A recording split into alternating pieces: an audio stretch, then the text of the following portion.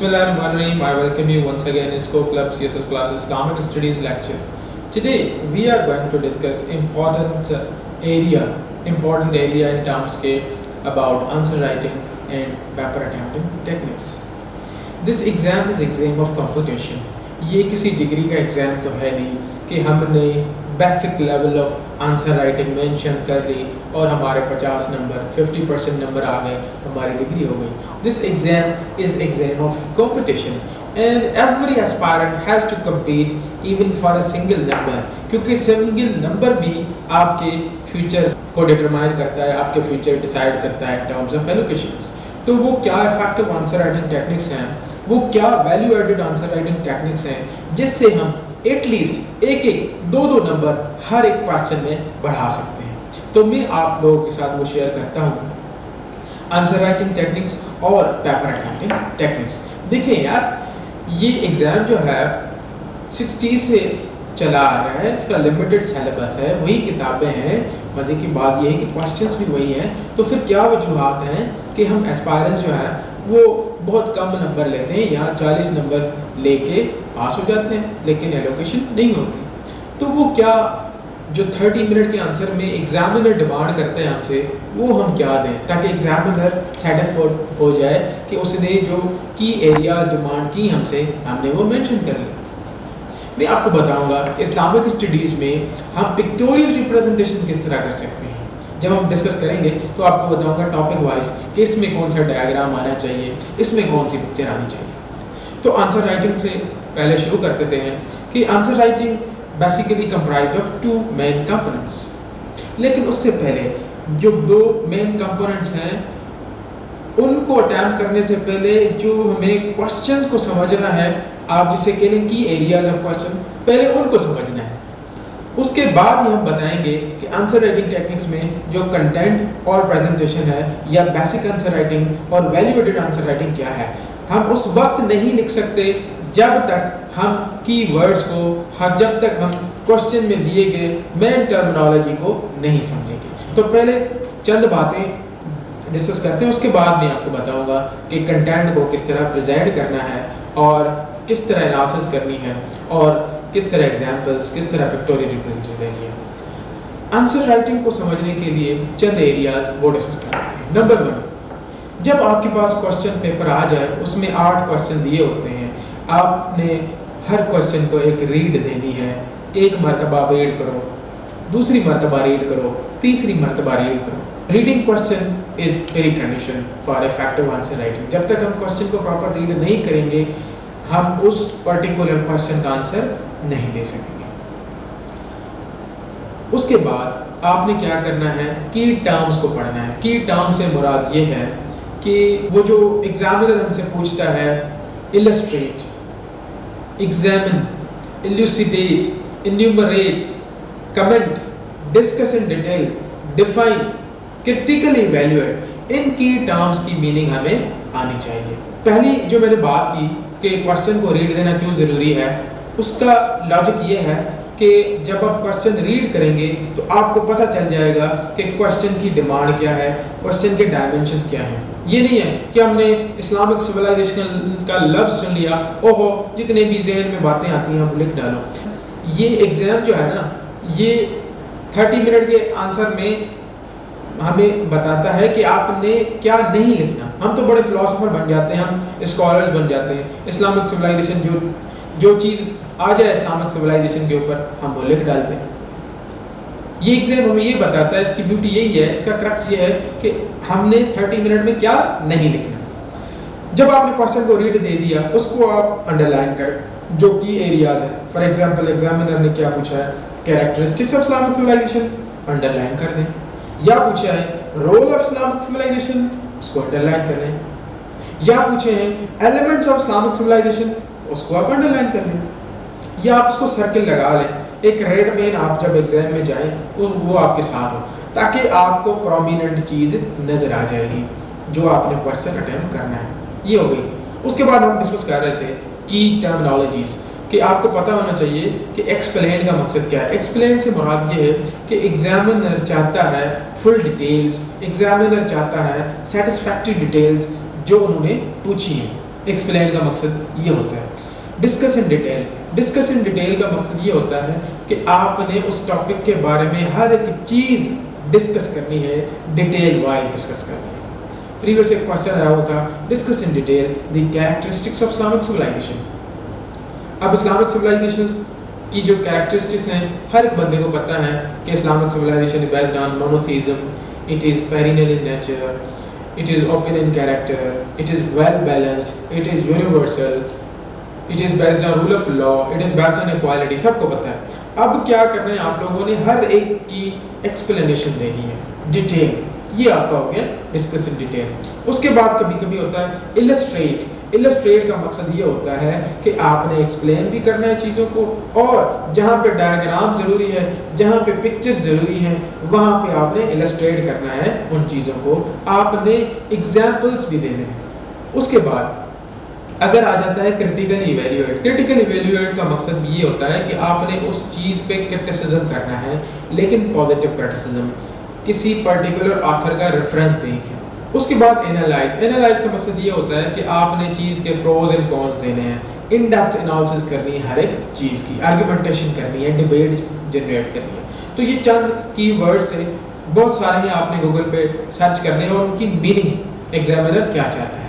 उसके बाद अगर examiner has asked question about enumerate, enumerate की आपको मीनिंग आनी चाहिए। फॉर एग्जाम्पल एक क्वेश्चन आया हुआ था कि what does caliphate mean, enumerate its salient features. Enumerate means you have to list down, you have to mention each salient feature number wise, आपने उनकी लिस्ट बनानी है। तो ये थे कुछ कीवर्ड्स या आप इसे कह लें की टर्मिनोलॉजीज। उसके बाद आपने क्या करना है कि स्टिक टू क्वेश्चन, जो क्वेश्चन पूछा गया है उसको स्टिक रहें, उससे डेविएट ना करें। For example examiner has asked question about what are the contemporary challenges faced by Muslim उम्मा, you have to mention what are the contemporary challenges. उसको आप कैटेगराइज करें, political, economic, social, cultural, intellectual etcetera. तो ये stickiness है particular question की। उसके बाद रेफरेंस, सोर्स। हम इतने स्कॉलर्स तो है नहीं, हम इतने फिलोसोफर्स तो है नहीं कि हम अपनी तरफ से कोई जवाब बना लें। हमने अपना आंसर बनाना होता है, हमने अपना आंसर स्ट्रेंथन करना होता है with support from renowned author, with support from renowned book. जब तक हम रेफरेंस कोड नहीं करेंगे, जब तक हम पर्टिकुलर ऑथर का मेंशन नहीं करेंगे, examiner is not going to give us good numbers. हमने अपने आंसर को डिफरेंशिएट करना है with support from particular author. ये भी एग्जामिनर की रिपोर्ट्स में होता है कि रेफरेंस कोड नहीं किया होता बच्चों ने। तो ऑब्वियसली लॉजिक की बात है, इंट्रोडक्शन है, एक बंदा रेफरेंस कोड करता है, एक बंदा रेफरेंस नहीं कोड करता। फॉर एग्जांपल क्वेश्चन आ गया जी, importance of Deen human life. एक बंदे ने इंट्रोडक्शन में प्रोफेसर खुर्शीद अहमद की किताब का रेफरेंस दिया है, एक बंदे ने नहीं दिया। तो लॉजिक तो यही कहता है जिसने रेफरेंस दिया है, पर्टिनेंट है, उसको 1-2 नंबर एक्स्ट्रा मिलने चाहिए। उसके बाद स्वीपिंग स्टेटमेंट से आप अवॉइड करें। स्वीपिंग स्टेटमेंट से मुराद it can not be done, it can never be done, it may be done, you can use that, it may be done. These are some particular sweeping statement, you have to avoid sweeping statements. अब बात आ जाते हैं answer writing techniques के 2 components पे, कि content और presentation. Content तो बच्चों के पास होता है, लेकिन प्रेजेंट करने का आर्ट जो है आपको नहीं आता। मैंने जिस तरह शुरू में बताया कि this exam is exam of competition, this exam is exam of creativity, you have to be creative. अब मैं आपको जो चीज़ें बताने जा रहा हूँ वो बहुत इंपॉर्टेंट है। एक बंदे को पता है जी कि ज़कात का जो इम्पैक्ट है उसको 3-4 हेडर्स आते हैं, इसका social impact, spiritual impact, moral impact. उसने लिस्ट डाउन कर लिया, उसने मेंशन कर लिया, कंटेंट उसको पता है। एक बंदा है जिसको कंटेंट भी पता है और उसको प्रेजेंट करने का आर्ट आता है। इसमें अगर पिक्चर बनाना वो बंदा चाहे तो उस ज़कात की पिक्चर, इम्पैक्ट्स ऑफ ज़कात की पिक्चर बना सकता है। एक डायग्राम वो बनाए, एक एरो, उसमें साइडों में 3 एरो दे, पहला स्पिरिचुअल बेनिफिट, उसके बाद मॉरल बेनिफिट्स, उसके बाद सोशल बेनिफिट। तो एग्जामिनर को ये अटेंशन दिलवाएगा, एग्जामिनर से अटेंशन ग्रैब करेगा। आपको पता है picture depicts thousand of words. Similarly अगर क्वेश्चन आ जाता है जी what are the human rights, या क्वेश्चन पूछ लेता है एग्जामिनर वुमेन राइट्स, के हवाले से। तो आपने डायग्राम बना लिया। डायग्राम किस तरह आप लिख सकते हैं, एज इन्फेंट चाइल्ड आप एक डायग्राम, लाइफ साइकिल अप्रोच का जो डायग्राम होता है, जैसे ही एडल्ट चाइल्ड होता है उसके राइट्स क्या हैं, उसके बाद एज अ वाइफ कह लें, एज अ एडल्ट वुमन कह लें उसके राइट्स, उसके बाद मदर के राइट्स। तो एक लाइफ साइकिल अप्रोच वाला जो डायग्राम है अगर आप मेंशन करें तो एग्जामिनर के लिए बहुत फैसिलिटेट हो जाएगा एग्जामिनर। तो मैं आपको बताऊंगा कि इसकी जो पिक्चर है, ये पिक्टोरियल रिप्रेजेंटेशन किस तरह करनी है। उसके बाद मैं बात कर रहा था बेसिक और advance answer writing. Basic answer writing वो होती है जो हम डिग्री लेवल के एग्जाम में लिखते हैं और हम 50 नंबर लेके पास हो जाते हैं। एडवांस या वैल्यू एडिशन वो होती है जिसमें कंटेंट में हम एनालिसिस दें, जहाँ पे फैक्ट्स ज़रूरी हैं फैक्ट्स दें और पिक्टोरियल रिप्रेजेंटेशन दें, ताकि हमारा जो आंसर है वो डिफ्रेंशिएट हो जाए। यार देखें, life is a little complex. Do not make things more complex. We have to facilitate examiner. जब तक हम एग्जामिनर को फैसिलिटेट नहीं करेंगे, make sure we are not going to get marks. Examiner के पास 15,000 कॉपियाँ हैं, वो किन किन की कॉपी केयरफुली चेक करेगा या वर्ड बाय वर्ड चेक करना उनके लिए पॉसिबल नहीं होता। तो आपने क्या करना है, अपने आंसर को 30 मिनट का जो आंसर है उसको डिफरेंट बनाना है। डिफरेंट लेकिन पर्टिनेंट हो, पर्टिनेंट आप डायग्राम बना लें। तो ये एग्जामिनर के लिए आप एक किस्म का कंफर्ट क्रिएट करें। जब आप एग्जामिनर को फैसिलिटेट करेंगे, he will going to give you marks. तो ये था हमारा आंसर राइटिंग के हवाले से। अब आ जाते हैं जी पिक्टोरियल रिप्रेजेंटेशन, जिस तरह मैंने बताई। अगर क्वेश्चन आ जाता है जी कैरेक्टरिस्टिक्स ऑफ इस्लामिक सिविलाइजेशन, आप एक पिक्चर बना सकते हैं। इंट्रोडक्शन जैसे ही लिख लिया, उसके बाद एक डायग्राम दे दें, उसमें एक डायग्राम ये बना लें, बीच में कैरेक्टरिस्टिक्स, साइडों में वो जो क्या कैरेक्टरिस्टिक है इस्लामिक सिविलाइजेशन, तो आप मेंशन करें ताकि आपका आंसर जो है यूनिक हो जाएगा। अब आ जाते हैं पेपर अटेम्प्टिंग टेक्निक्स। जिस तरह शुरू में मैंने बताया कि क्वेश्चन को कंप्रीहेंड करना है। जैसे ही आपने क्वेश्चन को रीड कर लिया, कंप्रीहेंड कर लिया, आपने 4 क्वेश्चन आइडेंटिफाई करने हैं। 4 क्वेश्चन वो आइडेंटिफाई करने हैं जिसमें आपको लगे you can give your best, you can give your 100%। जैसे ही आपने अंडरलाइन कर लिया, 4 क्वेश्चन को सर्कल कर लिया, आप आंसर शीट के बैक साइड पे जाएं। आंसर शीट के बैक साइड पे आपने लास्ट पेज पे एक हॉरिजॉन्टल, दूसरी वर्टिकल लाइन ड्रॉ करनी है। 4 बॉक्सेस आपके पास बन जाएंगे। तो आपने क्या करना है, क्वेश्चन नंबर 1 जो भी क्वेश्चन का नंबर होगा उसमें दे के आपने ब्रेनस्टॉर्मिंग करनी है।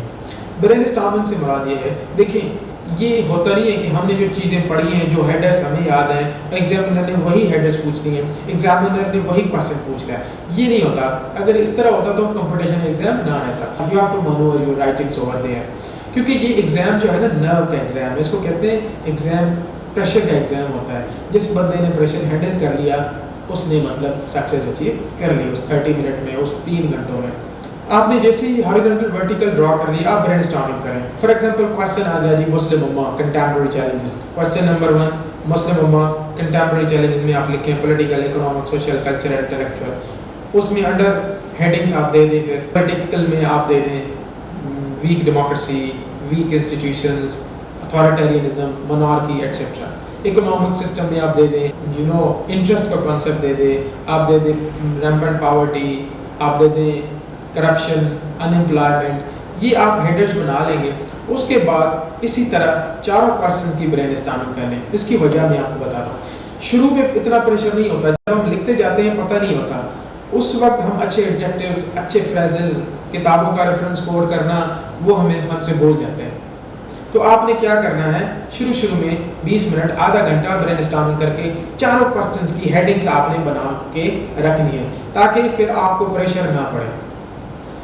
आपने 4 क्वेश्चन के हेडिंग्स बना ली हैं। ये लॉजिक की बात है ना कि एग्जाम के दौरान हम लिख रहे होते हैं, हमें उतने आइडियाज़ नहीं आते जितनी हम शुरू में ब्रेनस्टॉर्मिंग करके रख लेते हैं। उसके बाद हम देखते लिखते जाएंगे, देख के लिखते जाएंगे। तो ये है हमारा पेपर अटेम्प्टिंग का स्टार्टिंग वाला पोर्शन। अब आ जाते हैं, जब आपके पास आंसर शीट आ गई, उसके बाद लिख रहे हैं मुस्लिम उम्मा कंटेम्प्रेरी चैलेंजेस। उनको आप सेंटर पे ऊपर में जो पेपर होता है, आंसर शीट होता है, ऊपर आपने लिख के ब्लॉक लेटर्स में उनको अंडरलाइन करें। आपने एग्जामिनर को फैसिलिटेट करना। उसके बाद आप क्या करें, उसकी आउटलाइन बना लें। आउटलाइन से मुराद ये है कि आपका पेपर डिफरेंशिएट होगा। एग्जामिनर के पास जब आपका पेपर आ जाएगा, और उन्होंने अगर आउटलाइन में आपने कीवर्ड्स दे दी, उनको पता चल जाएगा इस बंदे ने आंसर को प्रॉपरली हिट किया है, इस बंदे ने क्वेश्चन को प्रॉपरली पढ़ा है और क्वेश्चन का प्रॉपर आंसर दिया है। आउटलाइन आप बना लें, इंट्रोडक्शन टू मुस्लिम उम्मा या इंट्रोडक्शन टू दी आंसर। उसके बाद एक पैराग्राफ 3-4 लाइनों का बना लें, पास्ट ग्लोरी ऑफ मुस्लिम के मुसलमानों का पास्ट यानी कि माजी कैसा था। उसके बाद प्रेजेंट या कंटेम्प्रेरी चैलेंजेस। उसके बाद उनको उनके अंडर में आप लिखें पॉलिटिकल, इकोनॉमिक, सोशल, कल्चरल। उसके बाद अगर वे फॉरवर्ड पूछा गया है तो अच्छी बात है दे दें, अगर नहीं पूछा गया फिर भी आप एक पैराग्राफ दे दें कि वे फॉरवर्ड क्या है, ताकि हम मुस्लिम उम्मा इन कंटेम्प्रेरी चैलेंजेस से निजात पा सकें। सोल्यूशन या वे फॉरवर्ड, उसके बाद कंक्लूजन। अब आ जाते हैं पूरा आंसर लिखने। जैसे ही आपने आउटलाइन बना ली, you have to initiate your answer now. Introduction लफ्ज़ लिख के आपने 5-6 लाइनें इंट्रोडक्शन में लिखनी है, उन्हीं कंटेम्प्रेरी चैलेंजेस में रह के।